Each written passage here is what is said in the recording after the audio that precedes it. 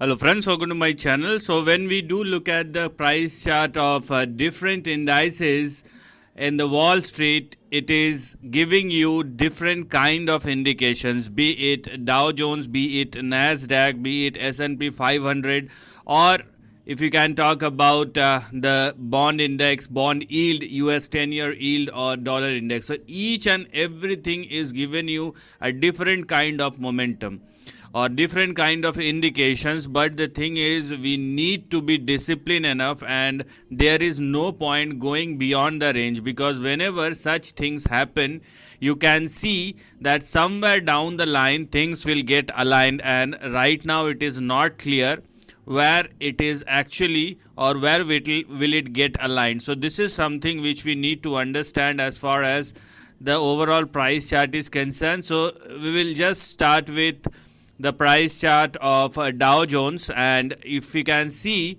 that Dow Jones has been moving in between a range or a trend, and then again this particular level, let me show you the level, this particular level has been into the center time and time again, and I'm talking about 34,340 and 34,000. So these two levels are creating the impact and been a very good support, not only in the last couple of days or weeks, but in the last couple of months as well. So when Dow Jones continues to trade and sustain above 34,340, what is eventually open up or what is active for Dow Jones are two specific levels, and they are 36,597 and 36,990. So these two targets are active, and that's where one should focus on as far as Dow Jones is concerned. As I told you, there is no point going beyond the range. We will see how things will evolve eventually, not only in the next couple of days but in the next couple of weeks as well. So when we do look at the price chart of Dow Jones, there is a resistance in between 36,500 and 36,900 or 37,000, and one must oblige that. So don't try to go beyond the range. Now, when we do talk about NASDAQ is a completely different story, because this is a high beta index, and whenever NASDAQ sends any sort of movement, be it in the dollar index or be it any part of or any from a financial or monetary, fiscal or monetary policy, this is one such index which can swing very sharply on the upside. And when we do look at the price chart of NASDAQ, what we can see is something like this, a range which is expanding, and this is completely different from what we can see as far as Dow Jones is concerned. So as I told you, each and every index will give you different sort of flavor, and if you want to play along, then you need to take decisions on individual basis, because each and every index is individual and they will remain individual right now.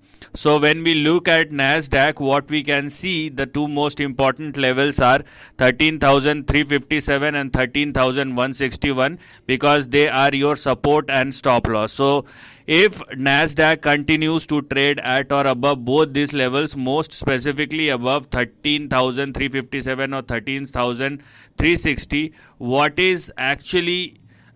we are actually looking for specifically for NASDAQ is a swing somewhere in between 16,500 and 17,700, and this is just because of the beta factor, because compared to when we just relatively compare NASDAQ along with Dow Jones, obviously the beta for NASDAQ is way higher, and the swings on both the side for NASDAQ is very big.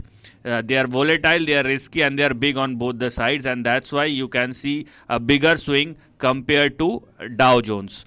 And then when we do look at the price chart of S&P 500, culmination of both this index, so I don't want to go beyond the range and try to stick within the range, be it any specific index or across the board or all three index. So for S&P 500, you can clearly see the swing, which is a resemblance of both Dow Jones and NASDAQ, but still NASDAQ and Dow Jones are indeed moving higher, and here we can see a resistance at 4610. So we have to oblige that, and the up move which is left for S&P 500 right now or as of now is 4610. If S&P 500 stretches beyond 4610 by itself, then we can go beyond that. Right now that's not a possibility, and that's why we are not going to move beyond 4600. So don't try to go beyond the range. That's the simple thing.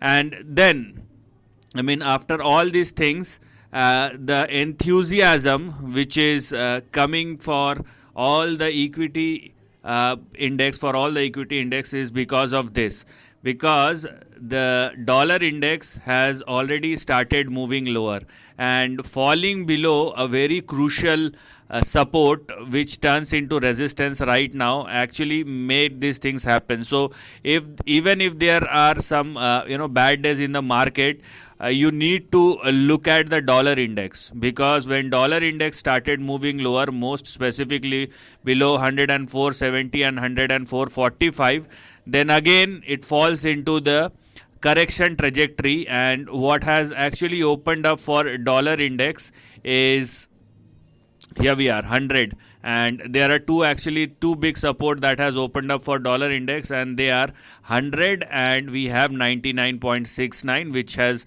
now opened up for dollar index, which simply means that there are more room for the stock market. And when we try to confirm the same with the US bond index as well, this is the US 10-year yield, you can clearly see that the yield has started correcting. You can clearly see the level after testing the highs of 5 or 5.1, US 10-year yield started falling. But this is not the level which you can see out of blue, because when we do look at the bigger chart, okay, so this is the bigger chart, and let me show to you what has actually happened and why US 10-year bond index started correcting specifically from that level. And this is how technicals work. Okay, this is how technical work. You can clearly see, if I draw a line like this, you can clearly see this is a peak. Okay, I'm just drawing the line or connecting the dots, because this is a well defined resistance zone, and US 10-year yield has just hit the zone and started falling down. Okay, so there are multiple things which are happening in the market, and that's why you need not to be extra bullish or extra bearish. Just go with the flow. If you get something big, then do not forget to take the profits back as soon as possible. So for here we are, for US 10-year yield, it has just hit the resistance, and if you are looking for an upside, then wait for US 10-year yield to surpass and sustain at or above 5.11. Now or 5.2. Let me give you another flavor, because when we do look at the overall price chart, okay, this looks more like an inverted head and shoulder pattern. This part is not yet completed, so you may see a correction. There is no denial about that, and correction has probably started, and you may see a correction in US 10-year yield. So this is how things looks alike. It may falls back down to or in between 2.5 and 2.8. So this is probably what can happen for US 10-year yield. But at the end of the day, if you are somebody who looks this trend on a multi-year time frame, then it does indicate that if this is indeed an inverted head and shoulder pattern, then what may happen in the next 5 or 10 years will be something like this. Okay, once this is completed, it will make a move like this, and it will be a very big one.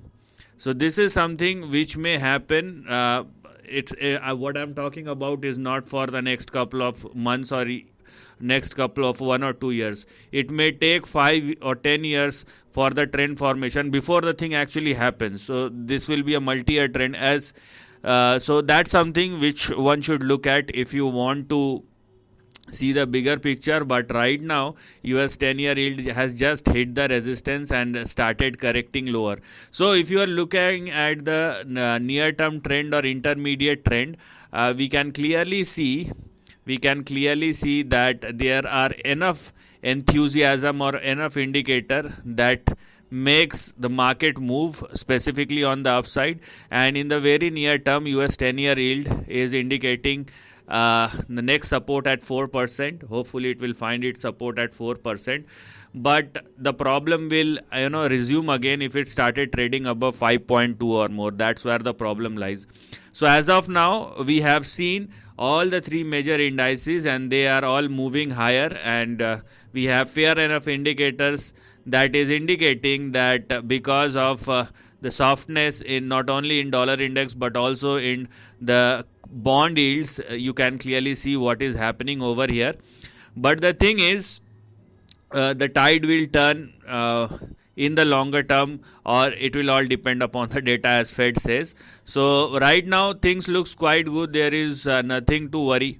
In the near term or in the very near term, we will see how things pan out going forward in the market. And obviously if the inflation rate smoothens, or if it will fall down further, you will definitely see a cool off not only in the inflation but also in the interest rate. That's what the Fed is saying. I'm not going to say anything on that until and unless Fed started correcting the interest rate. Right now market is positive and indicators are saying so. We will see how things will update moving forward. So this is the end of the video. Thanks for watching.